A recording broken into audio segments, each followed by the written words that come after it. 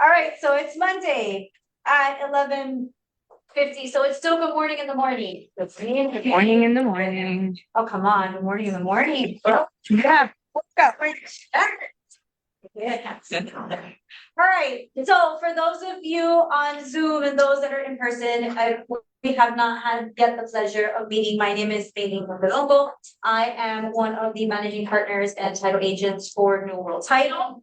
I am accompanied by Sheila Acosta, our attorney.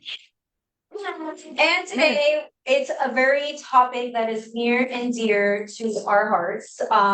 And it's really going over the closing expectations and what really happens behind the scenes. Why is this training or this session important? It's because there's a lot of moving pieces when it comes to closing a transaction.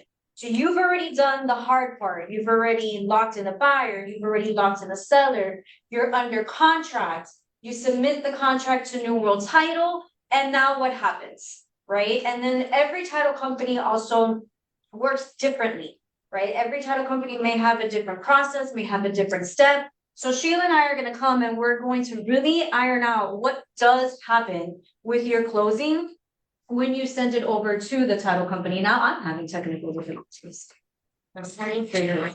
All right, I'm just gonna go bypass that because nobody needs to know anything about me. A quick disclaimer, I always like to share the information that we are sharing is for informational purposes. Although Sheila is our state attorney and the attorney for New World Title, we are attorneys and we can give you legal advice regarding a transaction on the title side. Anything having to do with your actual contract, your real estate license, transacting in a real estate transaction, you always should go to the Florida Legal Hotline. You guys are paying every year when you membership. So you have access to attorneys online, on the phone, that they can give you legal guidance on anything having to do with your real estate license and your contract. Not yes, if we get that, and we're going to call it, we have a contract question, right? Beautiful. So that's basically the disclosures part of it. So what are you going to take away from today? What happens after a file is opened, right? Who is involved throughout the transaction? When are specific reports ordered? And this one's an important part of it. What your title company is responsible for versus what you're responsible for. And then what realtors can do to help keep your closings on track. So there's a lot of information I'm going to share with you today and hopefully provide some insight on maybe some things you may have experienced in the past and just kind of saying, well, why did that happen? Isn't that a responsibility of the title company? Moving right into that. So your title partner, we have one singular important role, but we act in two different ways, if that makes any sense, right? Can anyone in this room or even online, you guys can like type in the answer. What do you feel that your title agent should be responsible for, aside from getting the deal closed? Like, what do you think? I mean, you're reading the answer. It's literally right there, right? So, and this is where I like having Sheila here because it's very important to understand. Our job, essentially as licensed title agent, is to provide the buyer with what we call a clear and marketable title. We represent the transaction. We are a neutral party. We're in Switzerland. We cannot favor one side over the other in any capacity, right? And I'll just kind of dive into a common misconception when it comes to, oh, well, we want to use an attorney for our title, right? Times agents or buyers, when you say, oh, I want to hire an attorney, right. They automatically think if they're hiring an attorney to do their closing, that attorney is going to represent who? Them solely. If an attorney that's acting as a settlement agent takes on a transaction as a closing, can they represent one party or another? No. Because the minute that they take that closing and they take it and say, hey, give me your contract and I'm gonna close it for you. I'm gonna act as a settlement agent. They have to act as a neutral party. Period. End of story.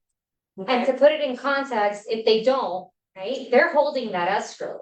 So if you feel comfortable with the held by someone who's representing the buyer and vice versa, West North, if the settlement agent isn't a neutral third party, then how is that other party gonna feel comfortable with escrow being held by that agent? Correct. Because you're already favoring them, you're already saying you're representing them, then if a dispute, which, knock on wood, we always hope that that's not what happens.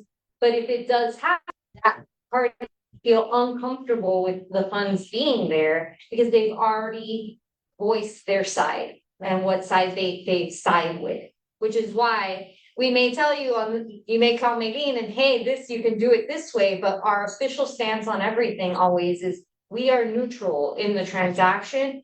Our job in that transaction is to ensure the buyer receives clear title, the seller receives their funds as they're required, and that everyone walks away happy with the transaction. So in a nutshell, your title agent is a neutral party and acting as the agent, making sure we're making sure that the property is being transferred from seller to buyer, entrusted escrow accounts, and we're giving the buyer a clear and marketable title. First and foremost, most important thing ever. That's the biggest responsibility of a title agent. Okay.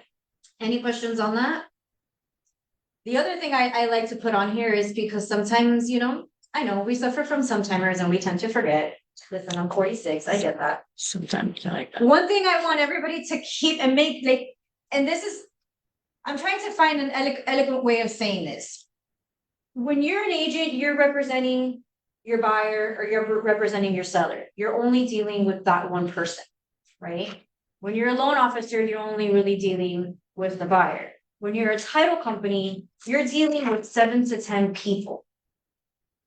That is a lot of people to have conversations with daily and make sure everybody is on the same page and make sure everybody is aligned. So communication and knowing how to transact and communicate with just more than one person is also a task, and it's also important to know that, hey, this is a title company I can rely on. I know they can have conversations and deal with multiple people because you're only dealing with, right? We're dealing with everything.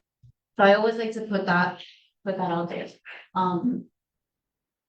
So of your title team, and I know that this is one of those questions, and I get this a lot. And to be honest, I don't feel comfortable ever doing closings with just one person. Because as you see, you're dealing with 7 to 10 people. It's a lot for one person to do everything by themselves. So how do we make sure that everything on the closing is done correctly? Is we have a basic team. You're gonna have Lisa Alvarez, she is your branch manager. You're gonna have Gina Guzman, she is your processor, okay? You're gonna have Sheila as your attorney. You're gonna have myself as your account manager. And then obviously we have our examiners, which are underwriters.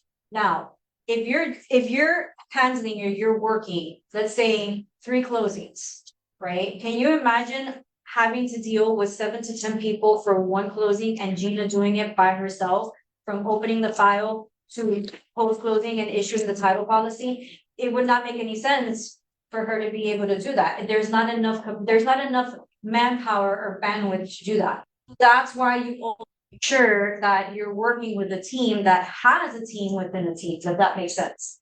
Right? So then you know that your communication and your client's questions are going to get answered. So a New World Title, this is your closing team. This is your dedicated team. You're only going to deal with Lisa. You're only going to deal with Gina. You're only going to deal with myself, and you're only going to deal with Sheila. Okay, make sense?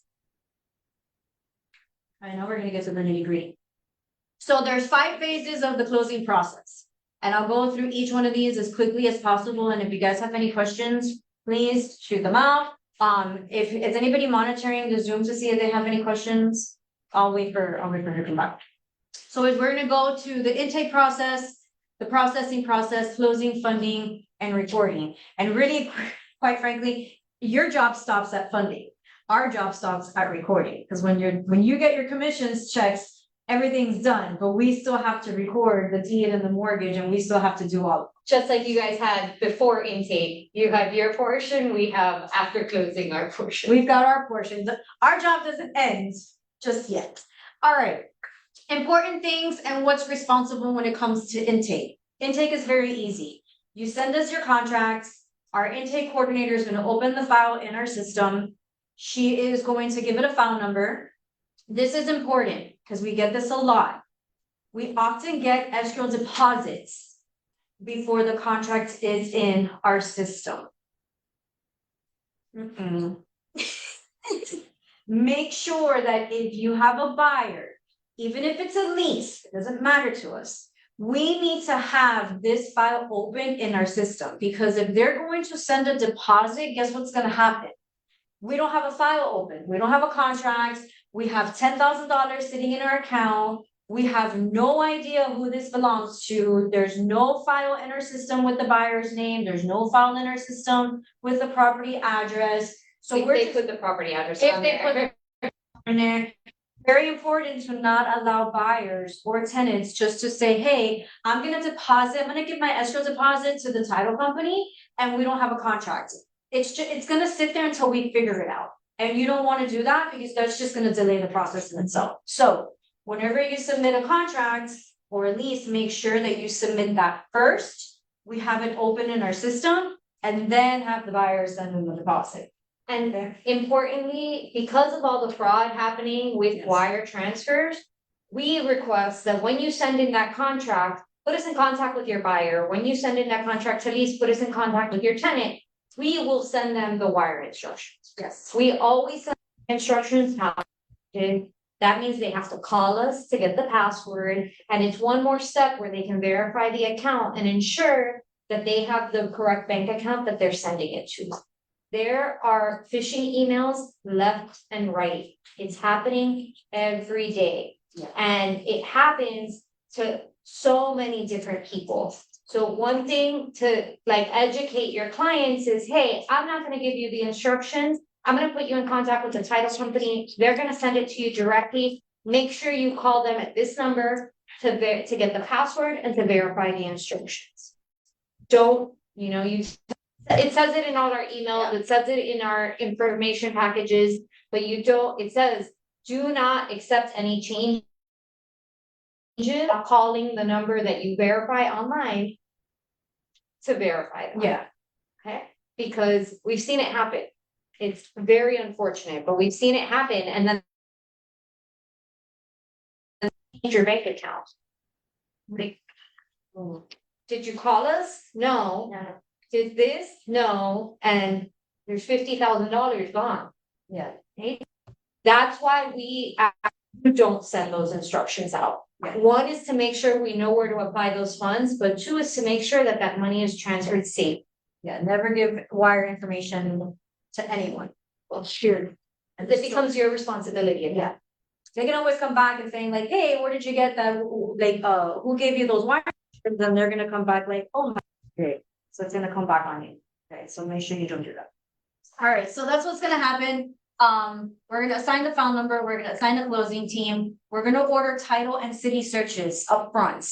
Okay, we're making that initial investment in your transaction. We're not waiting until inspection period. We're not waiting for you to call us and saying, hey, inspection passed and didn't pass.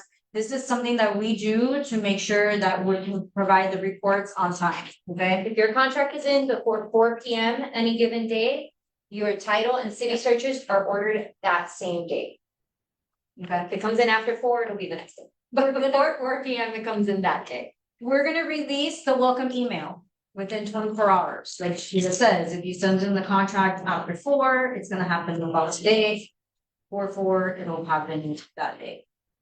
My biggest pet peeve is emails being ignored. Specifically, our emails being ignored. Specifically, welcome emails being ignored. Because this is the stepping stone of your communication. This is the stepping stone of your transaction. There is a rhyme and a reason and a purpose why we're asking for the intake sheets ahead of time. We're not waiting again to get notification whether the property passed inspection or not. If you want to hold, and you can, we don't mind, it's not a problem. If you want to hold on submitting the intake forms after it passes inspection, that's fine. But here's why this is important.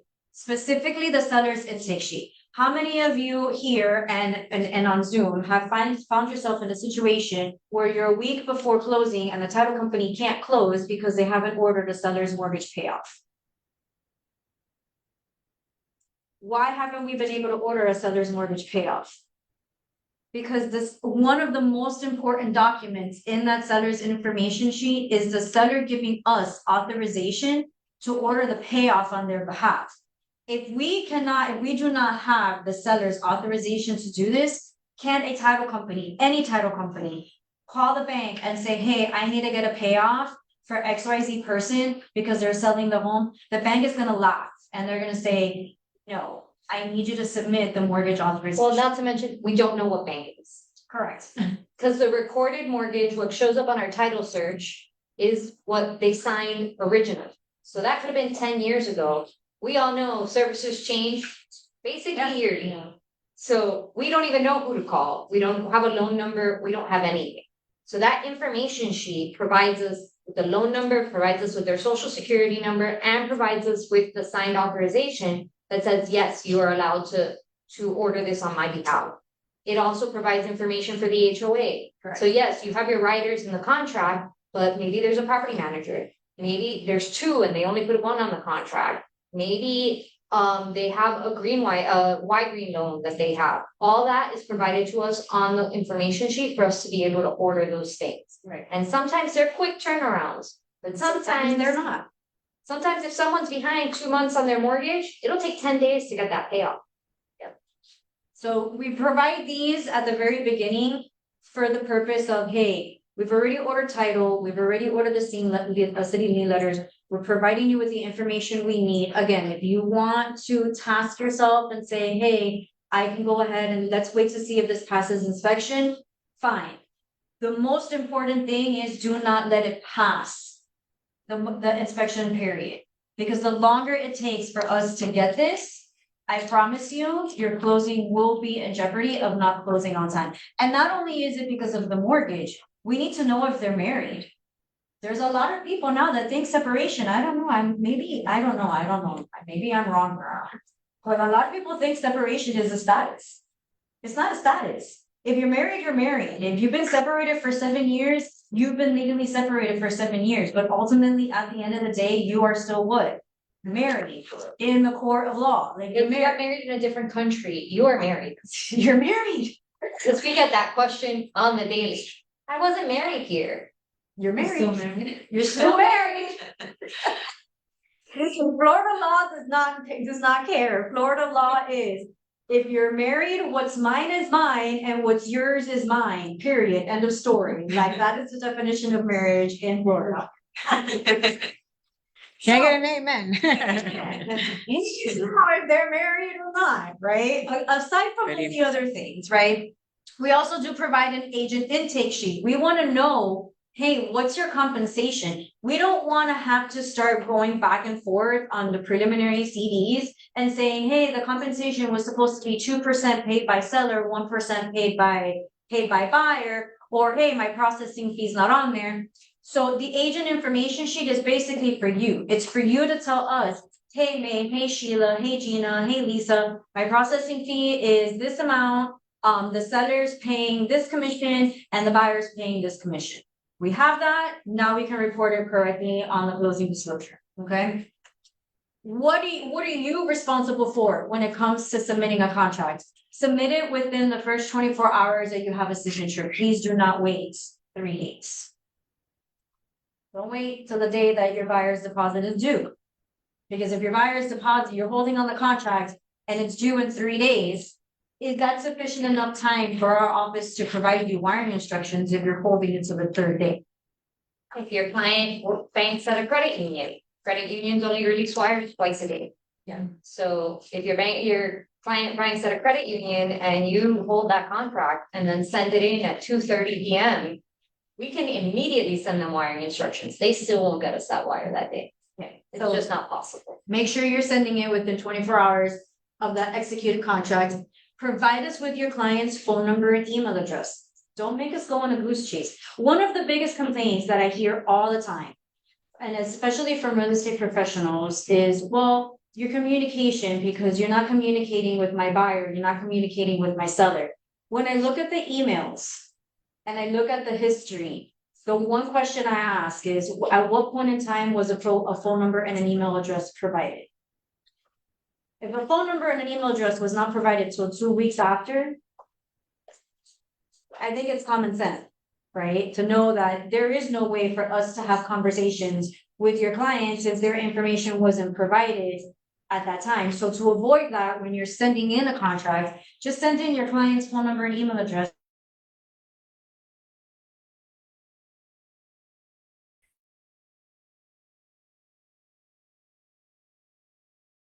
Closing log platform, make sure we can verify their IDs and all of that, okay? Let's go into, I think we can probably skip through this one because we already talked about it, the escrow deposit. One thing I do want to talk about when it comes to escrows, the two different types of escrow letters that you may receive. There is a difference, okay? If your buyer is turning in an escrow deposit with a check, a cashier's check, Or a money order. or a money order, we still have to deposit that in the bank. So chances are your escrow letter is just gonna reflect that we have received the deposit. And it will have the language, is these funds are subject to. Correct. That just gives us the ability, because unfortunately, we don't know if that's gonna clear. To go back in that transaction and say, hey, these funds didn't. Wire, then obviously we can send an escrow letter saying we've received a deposit, funds are cleared. I just always like to disclose those two differences because there have been circumstances in the past where then the loan officer, one of the requirements is, oh, I need an escrow letter. And a lot of agents are like, I don't understand, but the title company already sent the escrow letter. Or they freak out and they say, well, how is it possible that the title company hasn't issued an escrow letter? It's not a matter of whether they've issued it or not. It's a matter of what did it say? Was it cleared or was it not cleared? Okay, so there's a difference between the two. So again, always just make sure that they verify the wiring instructions. Now, in the processing phase, this is where we basically get our roadmap. The title examiners are going to give us back what's called a title commitment, right? So think of a title commitment as the roadmap of what a title company has to clear in order to give the buyer a clear marketable title and in order to clear any outstanding issues that the seller may have. So it's going to list a plethora of things, right? The city report is also going to come in and it's going to show us any unrecorded liens. Unrecorded liens or code violations are not so favorite. Utility accounts. Yeah, this means that these are violations. These are liens that only appear in the city record, but the city has not yet recorded it in county records, meaning they haven't paid for the recording fees. So that's why these two reports are so important. So during our processing phase, we're gonna go through the title report and we're gonna say, okay, we have a payoff we have to take care of. We have a mechanics lien we have to take care of. We have a corrective warranty deed we have to take care of, whatever it is. There's right? these judgments that appear in the seller's name. Maybe those judgments tells us is, hey, you need to review this with the seller and find out, are these judgments theirs or not? Because if it's theirs, they attach to the property, we need to get a payoff, we need to do something with them. If it's not, we have to get an affidavit from the seller that says, this isn't me. I've reviewed these documents and this isn't me, and I'm swearing that it's not me. What we're gonna do is, when we receive these reports, and again, this is where don't let emails go unread. Because when we get these reports and we're providing them to you, Lisa and Gina are going to give you a history. They're gonna itemize it. And they're gonna say, hey, this is the title report, and this is what we need to clear for closing. A lot of agents, believe it or not, don't pay attention to those emails. And then they wonder, well, why are we not closing on time? Well, because there's a notice of commencement that we've been trying to get a hold of a contractor, and we finally got a hold of the contractor last week. Okay. Or there's a notice of violation against the property, and we have to get a partial release. Right. Partial releases take 3 weeks. Right. So Lisa and Gina are gonna notify you that from the get, when we get the title commitment, But there's things we need from the seller to be able to put in that request for the partial release, or that they need to put in. And once that request comes in, then it's 3 weeks. We've been notifying you, but if you're not reading through the whole email, you're not gonna get the full story. Right. And it's just a part of, the communication flow. And not only that, I do want to add that this email, not only does it go to you, it goes to the other agent as well. So it's full transparency. It's not like we're only sending this to you and the other agent. No, everybody knows. Everybody's very well aware. Hey, these are what we need to clear the title, and this is what we need to clear the city, whatever it may be, open permits, whatever it is, right? So keep an eye on those emails and know that there's a reason why we're sending them, right? If you guys want to communicate and just talk, you could just call me and we can just talk all day. About anything, tequila, wine, whiskey, I don't know, you can look at the roundup, it doesn't matter to me. We kind of already talked about the mortgage payoff, so I'm gonna kind of just skim through this again. It's very important to understand that the banks will not allow us to get a payout. They will not provide us a payout statement unless we submit a signed mortgage authorization from the seller. It's one of the most important documents that we need from the seller. Estoppel letters and HOA approvals. Oh, another favorite. It's great. Awesome. All right. Rule of thumb. Usually, title companies will not order an estoppel letter till 14 days before closing. Why is that? Was it fee? Correct. It is a non-refundable fee. So a lot of title companies, we upfront this fee. And that fee can be anywhere between $350 to $500 per association. So if it's a property that has 3 associations, we're talking $1,100 to $1,500. So the timing is important. So this falls into the communication as well, because if your contract closing date is the end of the month, we're timing it based on that, right? To when to order, they also expire. So we can't order them way too in advance, even if we were gonna upfront and not have an issue with it. If we order them too early, they expire. And then they're no good and we have to reorder it. So it's important, if you have a contract that the contract closing date is, let's say, August 31st, but hey, they're looking to close the 20th. We should be the first ones to know that. Yeah. Because that's gonna affect all the timing on all our reports and when we order everything. The payoffs we discussed, expire. And yes, if it's a 2-hour turnaround or next day turnaround for the payoff, not a problem. But if it's one of these payoffs that we discussed that takes 5 to 7 days, then we need to know if it's gonna come, if we need to close earlier, because we're timing requesting that payoff based on the closing date that we have. Just know that whenever you're sending a contract to the title company, we don't make up the closing dates, right? We go based off the date that's on the contract. Like Sheila mentioned, if you know that this contract has a potential or opportunity to close sooner, we need to know, because our timeline is going to be based off the contract closing date. Okay, so that's super important to communicate that. But in all, we'll usually order it 14 days prior to the closing, so that we're not having to have the seller reimburse us extra money that doesn't need to be paid extra money, or that we're not losing the money. The other thing too is the HOA certificate, right? If you know that the property passed inspection and there is an HOA approval, don't wait until like a week before closing to then say, hey, buyer, go ahead and now submit your HOA application. It's $250, because some of these HOAs, some of this management company, they only meet once a month. Or they may go ahead and, believe it or not, they have held on. Maybe they don't have an approval process, right? But they want an interview.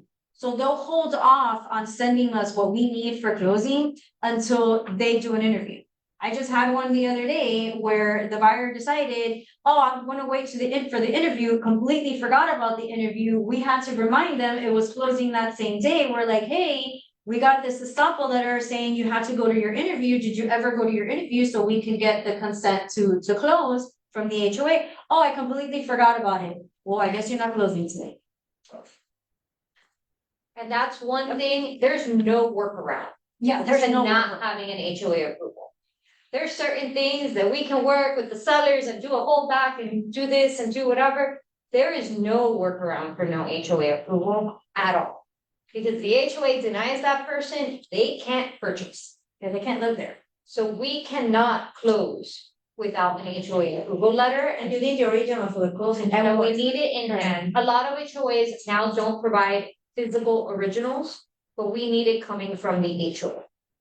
So we can record it, it has to get recorded with the deed, right? Any questions on the stop loss? So remind the clients when they get the approval letter at the interview to bring it to the day of closing. closing and to put it on a safe place until that day on this place. Or swing it by our office, drop it off to Lisa and Gina when Or they're in in the this area. case, don't wait to do your interview, Right. just do it. You want to buy the house anyways, right? Any questions on it on the estoppel end, because I know that's always one of those that we get, like, oh, when does it order, when do you guys order it, this, that, so we're pretty clear, 14 days prior to closing, right? Okay. Surveys, that's another big one. So there's two circumstances, and then there's two times that we're gonna order a survey. The first one is, and the first most important thing is, and I'm gonna start from the bottom, I'm gonna go up.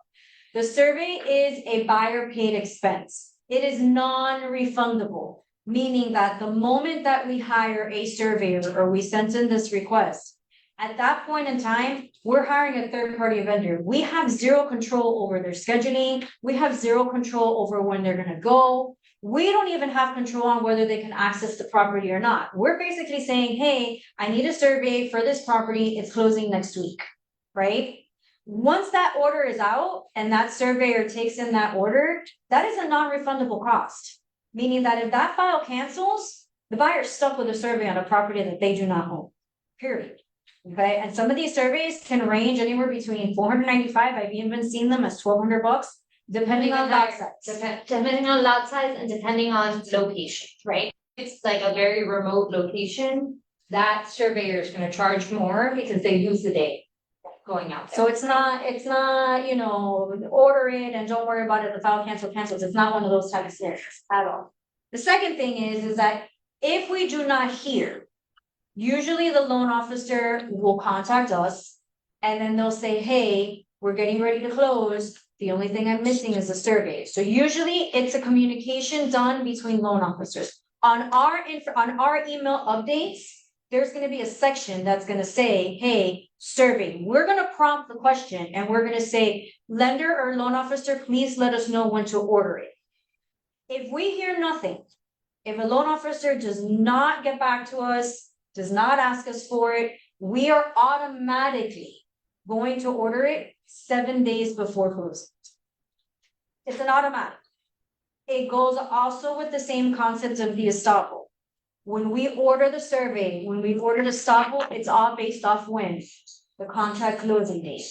So if you are closing sooner than that date, we need to know, because then a survey has to be ordered and an estoppel letter has to be ordered. Two non-refundable costs. Think of our timeline basically works backwards, right? We have the things we order when you guys send the contract, but then we have our contract closing date and we work backwards from there to see when we need to order things to make sure that they're valid and current for that closing date. And that we're not putting expenses on the buyers and the sellers that then they're gonna have to pay even though they don't close, right? So it's important to let us know, and we're harping on this because we've seen it a lot lately. Yeah. Where the contract closing date is a 45-day closing, and then 20 days in, they're like, we want to close tomorrow. Well, okay, well, that's 3 weeks prior to what we were expecting to close. Give us a few days, we try and figure it out. Right. But it wouldn't be an issue if we were told in advance, because we'd be ready for that change closing date. Any questions on survey? So I know this one is always another one of those, like, hey, at what point do you order the survey? Why wasn't the survey ordered? This answers that question of when we order the survey. And if a survey wasn't ordered, why it wouldn't have been ordered, because we're going based off a contract closing date and the closing was moved up. Guess who didn't know about it?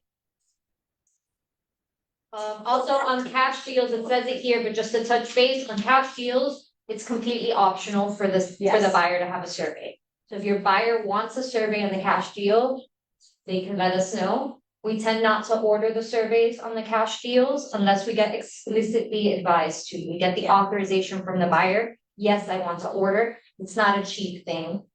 You know, at the cheapest, they're normally between $400 and $500 at the cheapest. So it's not something that we, as the title company, order automatically on a cash deal. Because 90% of buyers, cash buyers don't want it. They want to get their own if they're gonna do construction or, because our boundary survey doesn't work for construction. So it would be a double expense if then they're gonna go do construction on it, they need to go get a construction survey. All right, Sorry, only Yes. for condos, right? no, surveys, you Surveys, don't you don't need need a a survey. survey for. Oh, they don't need, even the lender might not request it? No, a condo, so survey is only for lot and block or meets and bounds. So anything that has a unit number, you can't do a survey, the survey would be for the whole building, not just for the. So that's a savings when you're buying a condo. Yeah. Yes, but Or you even have, a townhouse. but you have the estoppel. So even a townhouse, like some townhomes, depending on how they were established, some of them may not necessarily be lot and block legal description, they may be unit legal description. Which aren't technically townhomes, those are Yes. condos. But they look According like to a the county. townhome, but Yes. they're not a townhome, but you guys get the drift. If it's lot and block, you can order survey, if it's not, then no. All right, now we're getting into the closing part of things. So we've gone through the intake, we set some expectations, we've gone through the processing. So you all know why we need to get those information sheets on time, when we order a stubble, when we're gonna order a survey, how we're gonna disclose any title issues. Now we're gonna get into closing. And there is a very big difference between a clear to close on the lending side of things and a clear to close on the title side of things. So essentially, you don't need just one clear to close, you need two clear to close. One clear to close coming from the lending side that they're ready to go. The other clear to close is on the title side, meaning, hey, we have everything we need. We have all of the items in our title commitment cleared out. We can provide the buyer with a clear marketable title. I'll give you a perfect example of what the difference is. A lender can be clear to close on a file, but a title company may not be clear to close because there's a partial release for several code violations against the property. Partial release was sent out, partial release has not been sent back in. That is a perfect example of what's happening today. Or even going back to the information sheet, we don't have a payoff in. Correct. Because the seller never provided their information sheet, provided it a few days before closing, we don't have a payoff. We as title aren't clear to close. The lender will have everything they need. Because they have all the buyer's information, they have the credit report, they have everything ready to go, it came out of underwriting, they're fine. But we as title aren't clear because we don't have that payoff, we can't provide clear and marketable title to the buyer. Or there are solar panels or. Whatever it is. Payoff for the solar panels or. Whatever it is. Payoff whatever it for is. the roof, for the contractor. Wide anything- loan, pays loan. Wide green loan, PACE loan, partial releases, code violations, There's notice the- of commencement. Some of those wide green loans, we can request them. And the seller then has to go in and authorize, after they've signed the authorization to us. Wide Green sends them a notification and says, this person is asking for a payoff. And they have to go in and click, yes, I authorize it, again. Yeah. So we could request it, we have to pay $50 to get them. But until that seller clicks yes, they won't even start processing. Yeah. So there's certain things that, and that's why we harp on it here, because. You'll get the emails from Gina and Lisa that say, hey, we're still missing this, hey, we requested this, you need to do your part, hey, we're still missing this.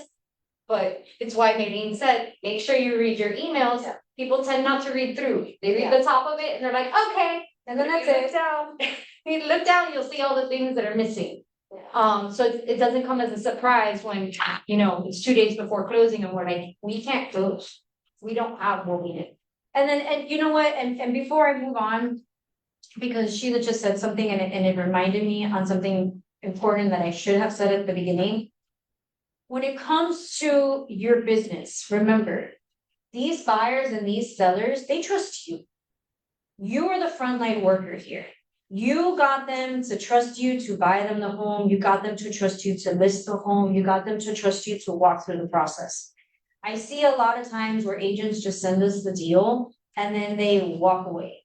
And then we're constantly asking, hey, did you get a hold of the seller? Did you get this? We need this, we need that. When they come and they reply, well, I haven't been able to get a hold of the seller. How about you get a hold of the seller? If you need it, you get it from the seller. And in the back of my mind, I'm just like, okay, whose client is who here? Because I can call the seller all day, every day. I can call the buyers all day, every day. But by me doing that, what's gonna end up happening? Who are they gonna start trusting more? And then what's gonna happen to you? So don't let that be a thing. Don't let that be a practice of why, oh, you should just give it to the title company. The title company will handle it. Not every title company works the same. And I'm sure some of you already know that and can have already experienced that, right? Which is why we've partnered with Tony and Gabby so that we can be those allies that you need for your business and providing you with the guidance. And this is a perfect example. Like if we're sending you, if our girls are sending you emails saying, hey, I need this, I need this, I need this, just follow up with the seller and saying, hey, seller, I noticed that the title company sent you the information sheet. Have you been able to fill it out? Do you need any help? Do you need me to get you on the phone to walk through it? Whatever the case is, don't just basically turn in a deal to the title company and let them do everything for you. Because I promise you, I've been in this business since the age of 19. I can sense when a client is about to lose a client. And it all happens when I start talking and then I start being the one that they trust. And then they're kind of like, well, what do I need my agent for? You don't want that. You don't want that. You want to earn a client for life. Does that make sense? And the other side of that, Penny, they trust you already. Yeah. So a lot of times these clients will call and we'll call and we'll call. And you know what they do with their phone calls? And I don't know that number. And until you as agents tell them, hey, the title company's been trying to reach you. Have you gotten their voicemails? They don't even check their voice. Okay, I'll put it this way. How many of you get calls from numbers that you don't know and then you send them automatically to voicemail? Okay, do you think that your clients are not doing the same? 100%. 100%. That was a good analogy. Perspective. I like that one. Cause I do it all the time. I'm like, I don't know. I literally had a client tell me the other day, send me an email saying, because I haven't heard from you. And I'm like, I've called you 4 times today. But I can hear you send me to voicemail. Cause Yeah, it rings it goes- twice and then I get the beep and I'm like, and then I get your voicemail. I'm like, have you checked your voicemail? Cause I've left you 4. Yeah. He's like, oh, sorry, I didn't recognize the number, so I just didn't answer. And I'm like, okay, but that happens all the It time. happens. I'm telling you as some, like, Yeah. Thursday. It happens all. And then I get the email that says, you haven't called me. No, I did. Here's You a just, snapshot history of the time. I just have something to say about that. I prefer that people send text messages. Yes. Because voicemails, Yeah. you know. I understand, but we remember we work offline. No, that's true. That was my next thing, you Yeah. guys. We send emails for that purpose, right? Exactly, yeah. No. But our emails, if our emails are getting ignored and we're being sent to voicemail, that's where you guys have to step in. And off the Like, hey, the title company has now told me in 2 separate emails that they've been trying to reach you to no avail. And a lot of the voicemails I've noticed also come in through as text anyways. So if they actually pick it up and actually read it, some of the Yeah, that's voicemails do come through in as text messages. So it's kind of like, okay, but it doesn't take away the fact that who they trust is you. So if you call them, they're gonna answer. If we call them, we're gonna get pushed to voicemail, leave multiple voicemails, they're not gonna know, and then we're already like 3 days into this trying to get the information when it was just been easier for you to say, hey, seller, hey, buyer, can you please give this Give Jane a call, information? please. Just please. She's looking for you. I've had it too where they pick up on the 4th time that I've called that day and they're like, why are you calling me? And it's like, Because I'm trying to close your deal. But it's like by the time they answer, they're already frustrated because they're like, why is this number continually calling me? And at no point does it run through their head that it's for that transaction. Yeah. All right, so moving on. So we've kind of separated the 2 clear to closes. Here's what happens when we do receive lenders clear to close.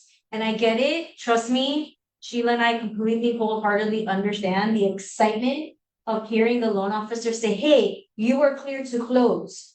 It's super exciting. Your buyer's gonna get the notification, and then the next phone call is, when am I going to the title company to sign? Press the brakes. Press the brakes because we're not there yet. So when the lender issues a clear to close, that just means that the loan has been cleared to close. Two things have to happen simultaneously right after. The first thing is the bank has to send us closing instructions. That can take a day, that can take 2 days. So a lender can give you a clear to close today, and closing instructions may not get to the buyer, to the title company for another 48 hours. We can't do anything unless we have closing instructions. We have to balance the CD. We basically have to balance final numbers. So think of it this way. We, New World Title, we're neutral. We're getting the monies in. Yes, we do prepare the settlement statement, but the final settlement statement that is being prepared at closing is coming from whom? It's coming from the lender. When we mean balancing the CD, balancing the closing disclosure, is we're gonna get, in the closing instructions, we're gonna get a list from the bank, and they're gonna tell us, hey Sheila, we're giving the buyer X amount of monies for a loan, it's this interest rate, these are how many months of prepays we're collecting for taxes, for insurance, this is what we've collected for settlement fee, these are prorations for your taxes, this is our origination fee. They're basically giving us an entire worksheet of numbers. Think of it as a CD. A CD. They're handing us their CD, or like put in all our figures. And we have to match up to make sure that what we have on our end and what they have on their end Is zero. it ends up at exactly the same. So that means when they're gonna deposit the money that they're loaning to the buyer, it has to balance out at zero. To the penny. If there is a penny, if there is $2, Gina has to go back and say, hey, there's something off here because I have literally gone through my system, matched item for item for item, based it off what we have item for item, but we're still off by $5. Now they gotta go back and forth to try to figure out, where is this $5 disconnect? Where is this $5 difference? Because we cannot close if there's even $5 off. It has to be at zero. That is what it means when you hear the words balancing the CD. It's going back and forth with the lender. But that happens when we get closing instructions. Once the closing instructions are in, once the CD is balanced, once the title company and the lender can identify, okay, we're at zero, they will then at that point give us a loan package. As much as of an exciting moment this is, we cannot coordinate buyers to sign without a loan package. Who here is a fan of Seinfeld? Come on. Okay, I'm gonna have to come up with another thing. All right, listen, no package, no closing, no ticket, no laundry, period. No soup for you, no soup for you. No loan package, no closing. I'll put it into another perspective. If we were to coordinate a closing with a buyer and have him sit right here and have a notary right there and have no loan package, what is the buyer going to be signing? Nothing. There's nothing for them to sign. Well, there's a few. They have our They documents. have our documents. But our documents aren't sufficient. So we will not coordinate for the purpose of time, for the purpose of respecting the buyer's time. Once we have a loan package in our hands, that is when we're gonna coordinate a time for the buyer to meet with one of our signing agents and close the documents. We may be able to say, hey, tentatively, we can put it for this day, tentatively, we can put it for this time. But that tentatively is because we've gotten some notification from the lender that we're going to be receiving a package before that time. Remember, as Maylene has harped throughout this, we're coordinating with several different parties, right? And so the lender, it's possible that we could be immediately sending it back to them, but that closer maybe is working on 10 deals at the same time, right? So if they're still dealing with someone else, they're not gonna come back to us. If that lender's in California, right? it's possible that they don't get back, we send them something, at 4 o'clock our time. But they don't get back to us until 8 or 9 o'clock our time because they're still working. But that also means that we're not gonna get the package before noon the next day, because they're not in the office until noon our time. So that's why we really don't try not to schedule a buyer unless we have a package in hand. Because we don't have control over the vendor sending us that package. It's not something where we can like click a button and get it. They have to actually send it to us. And so we are at the closer's mercy. And so, yes, if we have the clear to close and we balance, 3 days before closing, we can tentatively schedule something because we can be reasonably certain that in 2 days we're gonna get the package. But if it's 4 PM the day before closing, we're not gonna schedule you for 10 o'clock the next morning. Which leads me to a great tip. I mean, this is like the best tip you're gonna get ever in your real estate career. The best days to close are Tuesdays, Wednesdays, and Thursdays. No Fridays. No Fridays. No Fridays, no end of month. Forget about Mondays, and please, a Friday, end of month, come on. Listen, Just no end of month, period, no matter what day of the week it falls, Yeah. don't do that to yourself, don't do that to your client. and all jokes aside, right, all jokes aside. Because ultimately, the date of closing, if there is a lender involved, the date of closing is really gonna fall on when the lender is ready. Title can be ready 100%. We can have met the contract closing date. We could have gone the payoff on time, the samples on time, we could have gone everything on time. But if the lender who's giving the buyer the money is not ready on that date, will the file close on that date? No. It's gonna close when the lender is ready to give the money, right? So there's times that we can't ultimately control not closing on a Friday. But if you do happen to close on a Friday, please have this conversation with your client. And the conversation, which I call is the missing link, is what happens after they sign. Because when the buyers come to our office, or even the sellers, it happens on both sides. They come to a closing at 3 o'clock on a Friday. What are they expecting? They're expecting their money on day, right? Keys. And buyers are expecting their Keys and money at 3 o'clock on a Friday. The missing link conversation is what happens after you sign. After you sign, we have to take this loan package, scan it back to Gina, and give it to the lender as proof and confirmation that the buyer has signed. More importantly, the lenders want to see that the seller has signed their deed. So the bank will not give us funding authorization. I'll put it to you in a better perspective. They may give us the money, right? The bank may have already wired us the money, but is it our money to use? It's not our money to disperse. So if we, Gina, for whatever reason, which she's never done it, and hopefully she never will, because it's gracious. Yes. Knocking on wood several times. Funds, without the lender's funding authorization, who gets the claim? You. Because we disperse monies unauthorized. Does that make sense? Mm-hmm. So it's always important that if for any reason, for whatever reason it is, that the file happens to end up closing on a Friday, and it's after 1 o'clock, have that conversation with the buyers saying, hey, let's not plan any keys, let's not plan any moving, let's not call Mendes Movers, let's not call Roberto Painting, let's not do any of that until Monday.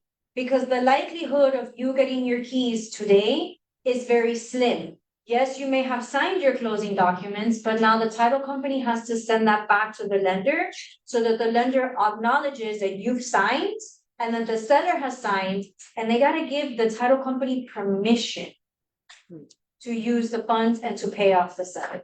Which is why Tuesday, Wednesdays, and Thursdays are what? The best days to close. Because if it lands on a Thursday, then they can hire Roberto Painting and they can hire Mendes Movers and they can hire all that on Friday. And then look at the check that Doesn't fall on the holiday. and to check that it doesn't fall on the holiday, right? I mean, listen, I got a contract the other day and I was like. Pick the phone. I got a contract with a closing date for Sunday. Yes. And the contract automatically pushes back, right? But that's not the point, everyone's gonna be timing, and then there's yes, the contract says it'll be next business day. You'd be surprised how many times a seller then pushes back and is like, what do you mean?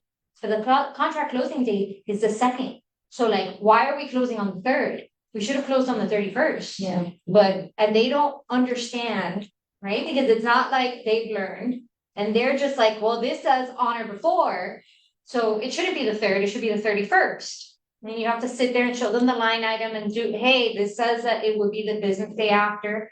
But they don't wanna hear that. The same way the contract says the keys will be released once the title company confirms they have all documents and all funds. We can say that until we're blue in the face to a seller. Yeah. But unless the listing agent is educating their sellers saying, hey, even if you don't have money, the title company says they have all the money and documents, you've gotta release the keys. Mhm. They're not gonna release those keys. I can tell you, because I've sat there and I have read it to them, showed it to them, blue in the face, I am not releasing the keys, and you can't make. Yeah, that's a whole other class. Correct. That's a whole other class. That's a whole other hour. Any questions on the closing part? Because I know sometimes this gets a little confusing or a little hairy. Anyone on Zoom? No? No questions? We're all good? Thumbs up on Zoom? Thumbs up? Yes? Okay. We're almost done. All right, we already talked about this, scheduling the closing, loan package. Then we'll do the closing, cash transaction. All right. I get this question a lot. Just because it's cash does not mean you can close in 2 weeks. If anyone calls or anyone has called and asks me, hey, may I have a buyer? It's a cash deal. Can you close it in 2 weeks? My answer is when title and city reports are cleared. Depends. The answer is unfortunately, it depends. I will never say no because I don't know what the title report is gonna show me. I don't know what the city report is gonna show me. I don't know how long the association is going to take. So my answer is and will always be when the title and the city report are cleared. Do not ever, please, I beg of each of you, do not ever promise a buyer that they can close a transaction in 2 weeks.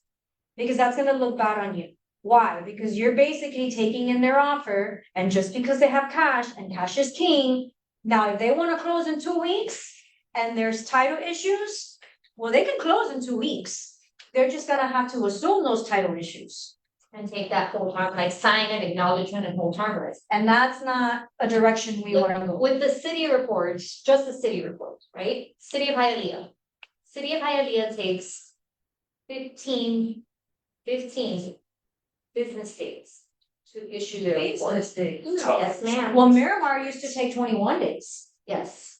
Pembroke Pines Yep. takes 12 business days. They don't work on Fridays. Oh, no, Yes, don't that's work on true. Fridays anymore. Yeah. So in those cases, there's no way we can say, yes, we're closing in 2 weeks. Unless your buyer is like, I don't care about the city search, I don't care what permits, I don't care what utilities are there, I don't care what the violations are. And there's some people who are fine with it. Yeah. Who are like, I'm good, I'm gonna tear it down anyway, and I'll deal with the city when I deal with it. But they're gonna have to sign something that says that they understand that they didn't get that protection, right? So that's why we harp on that. There's these reports, we don't have control. We can, and like we said, we order them the day you send in a contract. But now we're coming back into the fall, we'll get to the point in October, November, cities are closed Mm-hmm.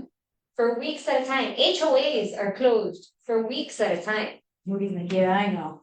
Yeah, you're right. Been there, done that, I know. So now in the fall, it becomes more and more important, the timing of getting the HOA approval, of letting us know if you're gonna close earlier, because those cities and the HOAs shut down. And there's nothing we can do about it. Like, we can be blue in the face. We've sent people to HOAs to try and get us stopples. Yeah. But if they're not physically in the office, there's nothing we can do. The other point I wanna make, and this can be like a training for later, and I see it mostly really in cash transactions, right? And I get it, we have a fiduciary right that if we get a title report, we have to disclose it. It's part of your contract anyways. You have to deliver a title report 5 days prior to closing, 5 days prior to closing, 15. Either way. There's a term in your contract that says you have to deliver a title report, so we can't hold back on this, right? But I've had this scenario where they're like, oh, but it's an as is, and there's issues on title.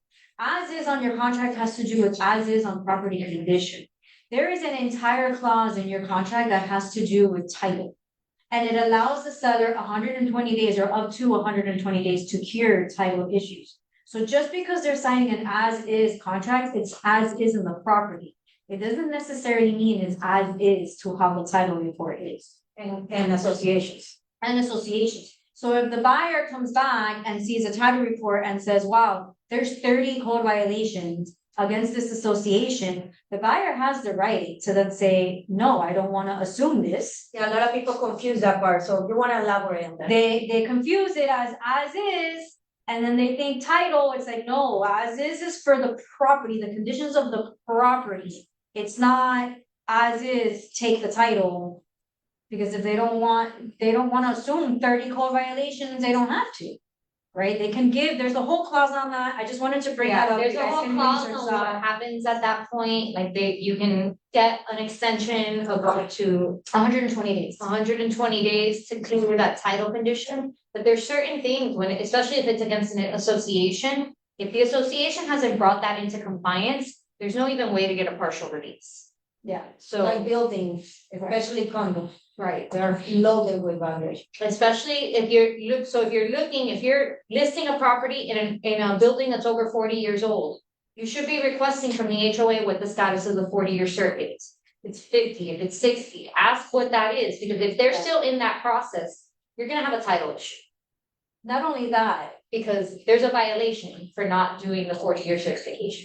not only that, and a little tip to be proactive on it.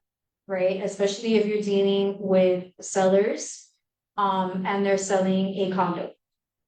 Regardless of whatever the scenario is, regardless of whether they've done 10, 20, 30, 40 years. The conversation of having with the seller about paying for a partial release is something that should be had. Because here's what happens, when we get the title report, or even if we get our city report. And it shows, and I'll kind of go through the closing I had with a client, it had 30 code violations, right, 30. All of them were against the association. The unit itself was clear. But in order to give a clear title to the buyer, the seller would have had to go to the city and pay for what's called the partial release. The city charges for that fee. It is not collected at closing. That means that in order for the seller to get their unit completely released with anything having to do with the association, because remember, an association, all those violations are tied into the unit, right? Think of it, it's the whole building, It's the whole even building. though it's not against your specific unit, it's against the whole. So the And sometimes sellers- it's not even the building, it's another building. Right, Well, because the association's the same way a judgment attaches to your name. Everything.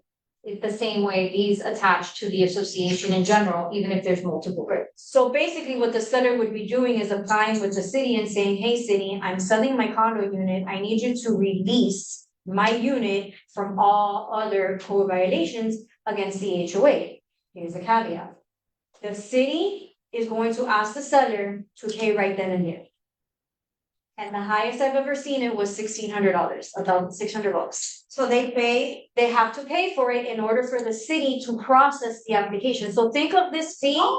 Think of this fee as the partial release request fee. It cannot be collected at closing. They cannot they have to Also pay. for everybody else's. No, No, it's for their unit. Oh, he pays. because it's based on there's a It's a lot of prorated amount. documents that need to be submitted to the city to get this partial release. One of them is the declaration of condo and a list of the percentage that is associated with that unit. And then they take the amount, get the percentage, and that's what the seller has to pay. I have in a situation right now where my seller could sell, the association has like 3 cases and 1 they owe. 2 are like kind of under control, but the other one, it's like they're paying a penalty of $150 per day. So that one, the problem with the $150 per day is it's not in compliance. So you can't get a partial release for something that's not in compliance yet. Because the city's like, we don't have a number to give you because it's still accruing. So those are the ones you need to look So out he can for. get released for the other two, but For the the other other two. because they're collecting. Right. But Because to they're get the still release having, that means that whatever it is that the association is being fined for, whether it's the lights in the parking lot, the roof, whatever it is, Asphalt. they haven't fixed it. Yeah. As soon as they fix it, they submit to the city, they do an inspection, those $150 a day stop. Then you can request a partial release. The whole But up point until is- that point, it's a moving target, so they can't give you a. The Yeah, whole the point association is not is- replying, it's not like they don't know what they wanna do. The whole point is that don't, like, have the conversation with the sellers so that when it comes up and the opportunity or when it's brought up by the title company, they're not taken back and surprised, like, what do you mean I have to pay $500 for a partial release? It just is what it is, and we're seeing these very often. A lot. We're seeing these a lot, and it is unfortunately a cost that the seller has to pay upfront because the city won't process it until they pay for it. When it goes And back the to providing city- marketable, clear marketable title, we can't do that without this. We can't do that, and the city can take up to 20 days to give us that partial release. So, long story short, what's the closing date on a cash transaction? When title and city reports are cleared, never give a date. Because you don't know. There's a lot of circumstances. Funding the file, I kind of already went through this, just kind of remember, we need the buyer signed loan documents, close documents, seller signed documents. Original deeds original docs receive the deed. Do you want to talk about originals? So we don't fund files, Talked about. we don't fund files without original seller docs. Okay, the reason being, once the seller receives that money, they're in the way. We have no real way, if they don't wanna cooperate, of getting them back. So we do not fund without having the original seller docs in hand. Meaning, if your seller is, or the seller for your transaction is in New York, is in Pennsylvania, is in Alaska, right? Is in Dubai. Unless we have those original seller docs in our hands, we are not going to fund. Because we need to record that original deed. And we can't record a copy. We need to record an original. And the last thing we want is to send that money to that seller, not have the original in hand, get the original and there be something wrong. Or lost in FedEx, right? Which happens, listen, we can't control FedEx. We can't control the weather, we can't control those things, and sometimes it's happened. I've personally sent a loan package just to give, and it's not their fault, it happened, they go through millions of packages in a day, right? But I've sent a loan package out, sealed it, I'm now very careful with how I seal things. But sent it out, and the next day or 2 days later, I get a call from the lenders, they're like, hey, the note is missing. And I'm like, what do you mean the note is missing? You got my package? And I'm going through my documents, whatever, and they're like, yeah, and it was all in this like weird order, and I'm like, can you do me a favor? Can you take a picture of the package you received? When they sent me the picture, it wasn't the package I sent out. So it obviously opened, the documents fell, the worker sort of picked up what they could and shoved it in a different package and sent it on its way. But I knew there was something wrong because I was like, what do you mean it's that? What? As soon as they said it was, listen, we're off human, I could have pulled the note out. I'm like, let me check my file. When he's like, it was all in a weird order. I was like, wait, can you send me a picture of what you got? So it happened. Yeah. Things happen, but that's why, so you might hear us say, hey, everyone sign, but we haven't gotten originals, we're not dispersing until we get that. And it goes back to, again, the seller information sheet. If we know ahead of time that your seller is not going to be here locally for the closing, because it is one of the questions. Will you be attending closing? Will you be, yes or no? If you're not going to be attending the closing, where will you be? So that we can then pre-plan, because if we see that they're not going to be here, we can offer to have them pre-sign, meaning we can offer them to sign ahead of the buyer. We can offer sellers to pre-sign at least a week before the buyer signs. So at least at most, we'll already get the seller's documents out of the way, because remember, what is the one document that is the most important document in the seller's closing package? Come on, it's the deed. It's what transfers title. It's the original signature of, hey, I seller am transferring over this property to said buyer. Original, signed, witnessed, notarized, and dated. Without that document, Does the buyer have property? No. So again, that seller information sheet, again, is important for us to know so we can be ahead of that. And to have that conversation with your client, so if you know the seller's not here, you can let the client know, hey. The seller refused to sign earlier, so funding probably isn't gonna happen today. Because they're not gonna get originals. And you explain that, but this is for your benefit, we wanna make sure, we don't wanna send the money to the seller. Until we have their documents, because God forbid something happens. And you have to spin it in a way that it's a benefit to them. And we're just looking out for their interests. Right. Now, when it comes to closed versus funded, I know we talked about this. Closed basically means all required documents and funds have been signed and are in our hands. If you look at your contracts, and I know you guys hear a lot of me saying revert back to the contract, because the contract is your stepping stone. There is a section on there, and I wanna say it is paragraph 6, no, okay, I'm sorry. It is under closing date.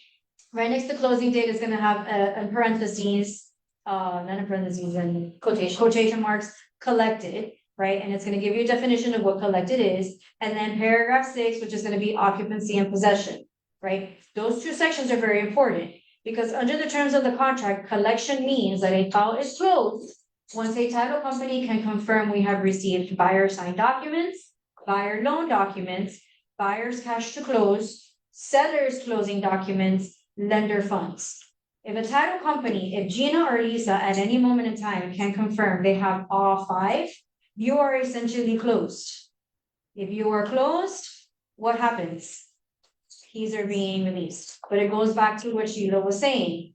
It's having those conversations with the seller and making sure everybody's on the same page as to when that's gonna happen, because the sellers can hold on to it. They're like, well, I'm not releasing keys, I don't care, I'm going through the contract.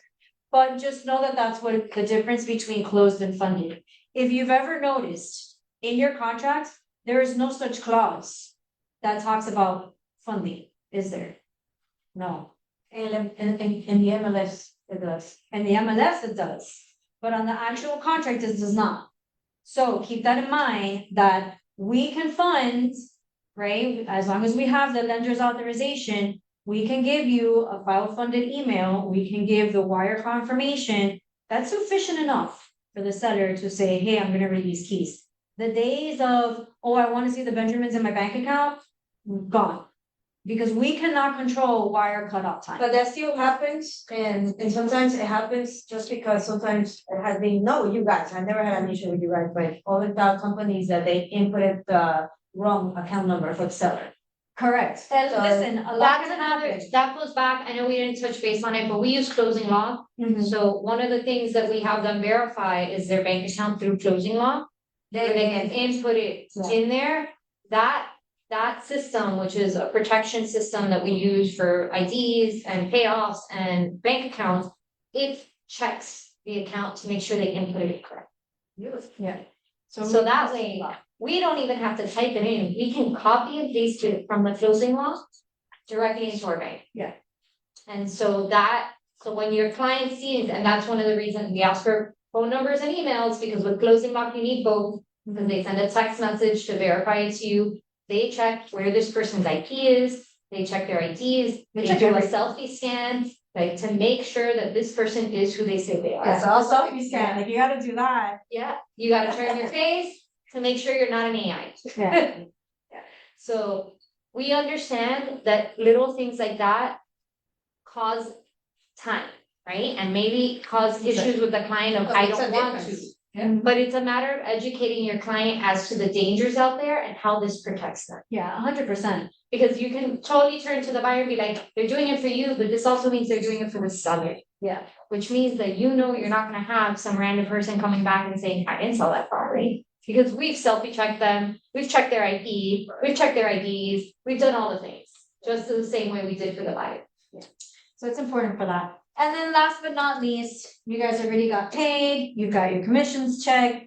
We keep working, right? We keep doing our thing. We go over to recording, and recording is basically simple, but you do get questions on this. So once the file is closed, we're gonna electronically record the deed.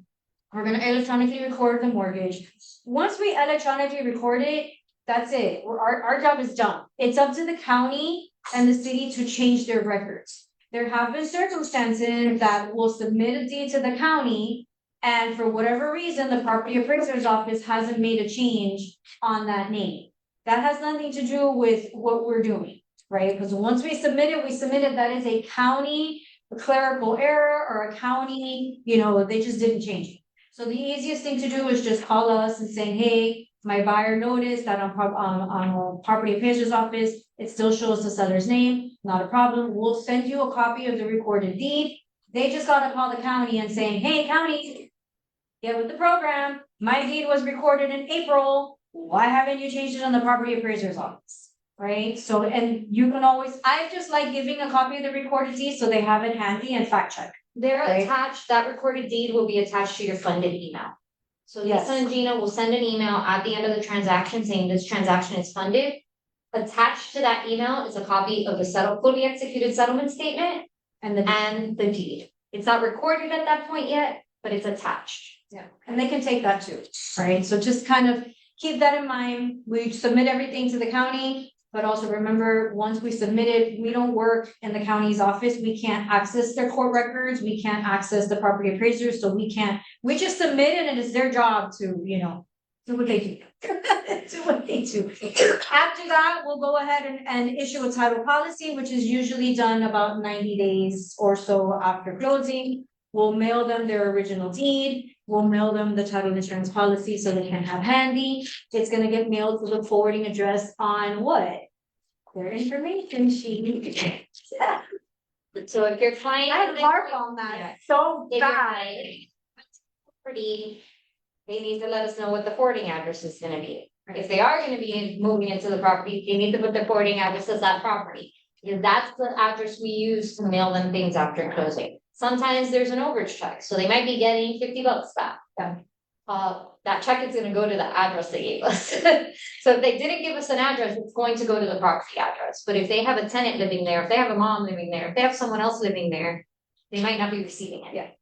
All right, and lastly, some closing tips, that you could just execute, you can put into your plan. Obviously, the first one is turn in your contracts once they're executed. Why some agents wait till day 3? I don't know, no idea. I don't know, but it happens. Provide completed buyer and seller contact information. Help us help you when you turn in the contract, phone number, email address. When you do get the intake sheets, just send them to your client and, saying, hey, can you please turn this in the 24 hour? What I feel works and what actually has always worked for me once I figured this out is if you give them a time frame and you say, hey, actually, I learned this when I was processing short sales. I was like, oh, I'm gonna try this tactic. It worked. Hey, I need you to send this within 24 hours. Like if you give them a date and that it's due by, they're gonna turn it back into you. But if you're just kind of saying, hey, the title company needs this, and there's no like date on there, then it's just gonna prolong. Right? We're gonna send it, but remember, like how Sheila says, it's coming from us. They don't trust us. They don't know us. They're just like, oh, you're the title company. Great. Thank you for your first email. But if you follow up with a phone call and saying, hey, the title company just sent this to you. Can you turn it in within 24 hours? They're gonna do it. They're gonna do it. Our info Okay. sheets don't normally change. So let's say you have a listing, right? And you're representing the seller and it's in Palm Beach, so it's coming to us. When you sit down for that listing appointment, or when you sit down to review the contracts with the client, you can take the info sheet, have them fill it out. Yeah.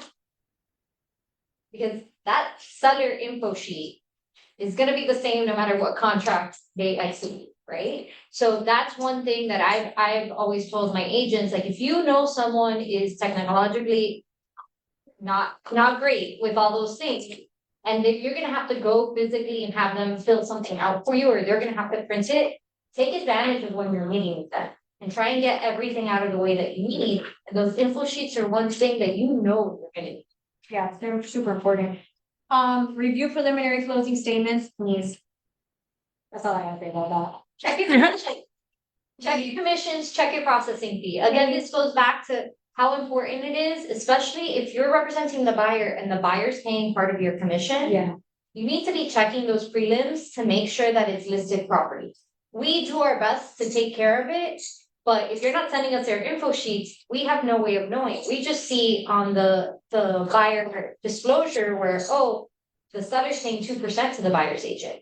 We don't know that you're getting that 1% from the buyer unless you tell us. Yeah. And that needs to be disclosed to the lender as soon as possible.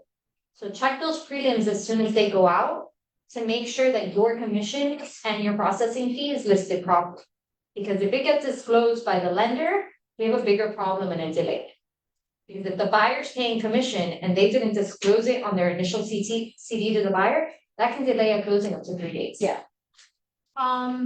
Best days to close, harp on that always. Tuesday, Wednesday, Thursdays, avoid funding delays.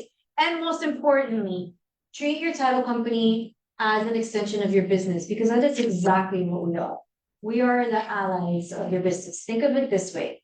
An average agent, Gabby, quote me if I'm wrong, an average agent will close anywhere between 8 to 12 deals a year, right?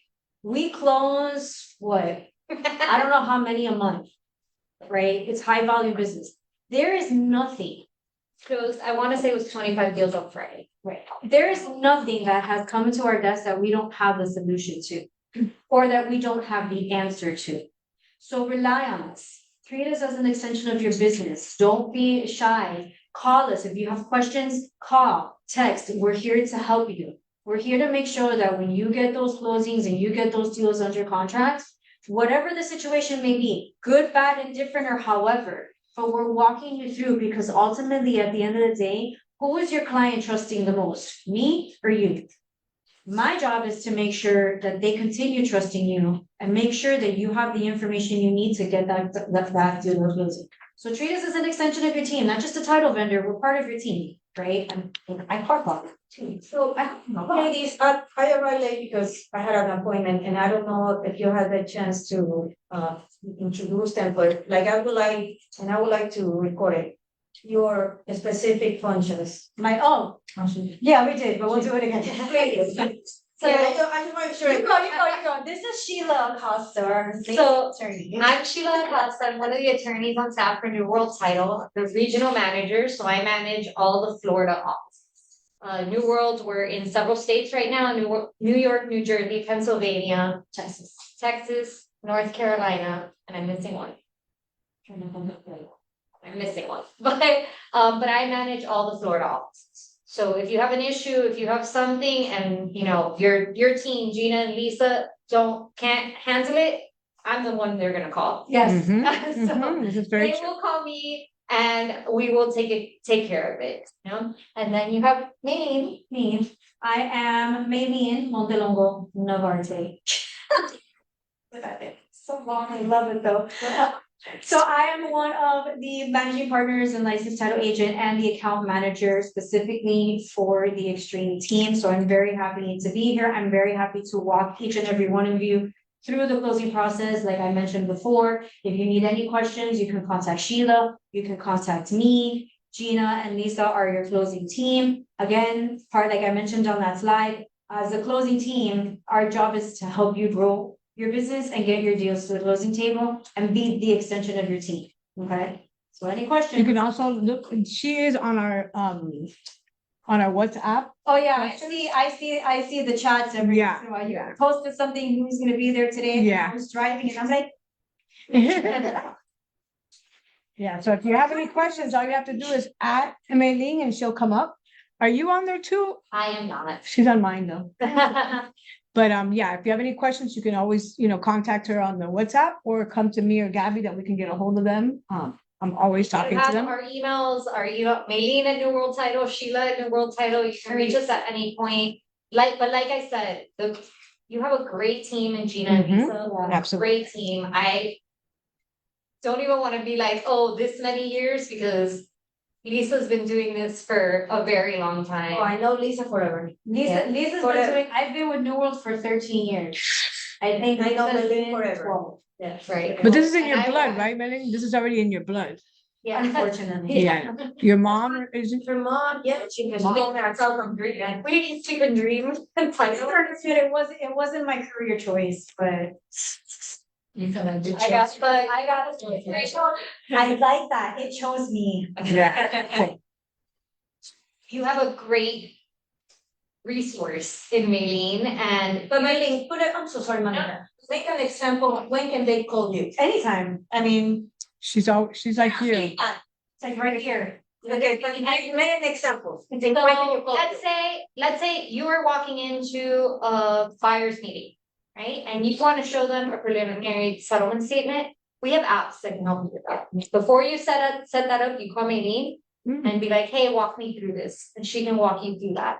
You have a transaction that you're having an issue with the listing agent, let's say, and you want to talk through with someone like, hey, how do I word this? That would be her. She'll call me if she needs to. Yeah, But Maylene is great at the spin. Yeah. yeah. But you're the legal aspect. Correct, but a lot of times you don't want it coming from me. When they get an email from me with the ESQ at the end, it escalates things to a point that you don't necessarily want it to escalate, right? So Maylene will call me and be like, I have this going on, or I'll get the email from her with the breakdown and I'm like, this is what needs to go out. Right. But it's not gonna come from me, because you don't want that escalation just yet. So that's usually how it works. So if you have like an issue, like she mentioned, or you kind of need like help with like verbiage, right? I'll kind of just say, okay, give me a little bit of information, like give me the scope of work, like I just need to visually see it. I'll write it in, but before I give you the approval and I'll just say, okay, this is good. I always take it back to her and saying, hey, this is the scenario. How do you think this sounds? Does this sound good? Are we covering all points? And she'll give me her input, yes, because it's true, there have been occasions, which is why we work this way, that the minute that she writes out the email at first, because she's an attorney, it kind of like puts people on a certain defense. They feel that they need to seek for an attorney immediately. Correct, and that like quick answer that you wanted, or that quick decision, and Just then turns everything. it just flips everything. So I'm very much. I guess people say I'm not a normal attorney because I'm very much like, let's get it to the closing table. And if that means I have to take a step back, I do. Yeah, right? It doesn't mean I'm not reviewing it. I'm not asking you, I'm not doing whatever. It's just, there's a lot of times that ESQ at the end will escalate things to the point that you don't want it to go yet. Yeah. Right? Yeah. We can get it there, but not at the get. There's a lot of times that I'm like, this is simple. You don't want me to send it. It won't be simple if I send it. Remember, it's perception. And also, I want you to tell them the benefit of you being in the team, because a lot of times people feel the need that they have to work with a company that it's owned by an attorney. Right. And touch that. We have that where they can speak to me, they can call me, you can set up a meeting where I can sit on the phone with them and I, as an attorney, can explain to them, this is what we do. I can't tell you how many times a buyer was like, no, I want an attorney, run title company. They sit on the phone with me and I had discussed with them exactly what we went through today, all the steps that we do just as New World Title. And they're at ease afterwards, because especially if they're coming from New York. Yeah, that's a big one. If they're coming from another attorney run state, like New York, it's an attorney closed state. Only attorneys can close transactions. So when you're getting a buyer who's moving from New York, they're used to dealing with the attorneys. That's what they expect. And that they're just, because they don't know any different. But also to the point, closings in New York are very different than here. In other words, Like whatever. in New York, in New York, you have an attorney for the seller side and an attorney for the buyer side. They're only doing settlement documents, but the title company is still acting as a title company. So I like to put that in there. And the difference is that they add $2,500 on each side. Correct. Additional. And then not only that, we did talk about it, the common misconception is a lot of buyers or a lot of sellers are just like, oh, I want to work with like an attorney-owned company, but what they don't understand is, that's great, you can, we have an attorney, but in their minds, they're thinking, oh, because I'm gonna be represented. But what they don't understand is you're not. Because the minute that you send this contract to this title company, they have to act like who? Like Switzerland. They gotta be neutral. They can't represent buyer or they can't represent seller. If they want their own representation, they can hire another attorney and pay additional closing costs, if that makes sense. Right? So that's a common misconception of it. But that's what we're here for, because sometimes, look, what works is putting it into perspective. When you're able to put it into perspective, the way that your client understands, your client better than I do, better than Sheila does. If we're able to put that into perspective, it's just easier. And I want to say that, I'm so happy to have you both in our team. Number one, because, you know, I know you forever. I lost count. And she has a gift. If you have a client that it's kind of like, upset, bothered or something, she will calm him down. Yeah, I don't know how. And I told her to gift, listen, Yeah. it's amazing. she has a gift, It's yes. amazing to watch her do it. Yeah, it's amazing. And of course you, because knowing you and I know how you are as an attorney, you're very, very direct, but you're so nice. So, that's important to know that we No, have. you're not gonna get flowery stuff from me, and I apologize. But she's I've been told, direct, but I get it done. But all that matters, and she knows her stuff, so I'm very, very happy. Thank you. Well, we're happy to be here. No, Yes, thank you for coming. being- Anyone on Zoom have any any- questions? have any questions? I have like 7 people on like the Zoom. So.